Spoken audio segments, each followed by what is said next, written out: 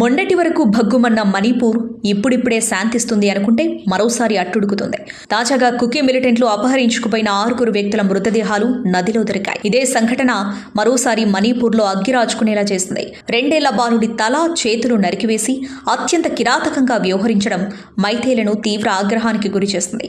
మైతేయ్ మిలిటెంట్ల నుంచి తమ వారిని రక్షించుకోవడానికి వాలంటీర్లుగా పనిచేస్తున్న కుకీలను సిఆర్పీఎఫ్ బలగాలు పనిగట్టుకుని చంపేశాయని కుకీ, జోమి ఆదివాసుల్లో ఒకటిగా ఉన్న హమార్ తెగకు చెందిన ఒక యువతి మీద మైతేయ్ మిలిటెంట్లు అత్యాచారం చేసి సజీవంగా తగలబెట్టినందుకు ప్రతీకారంగా మైతేయ్ కుటుంబాన్ని హమార్ మిలిటెంట్లు చంపేసినట్టు ఆరోపణలొస్తున్నాయి. కోపాద్రిక్తులైన మైతేయ్లు మణిపూర్లోని మంత్రులు, ఎమ్మెల్యేల ఇళ్ల మీద దాడులు చేసి వాటిని తగులబెట్టారు. ముఖ్యమంత్రి బీరేన్ సింగ్ నివాసం మీదే దాడికి దిగారు. అసలు మణిపూర్లో ఏం జరుగుతుంది?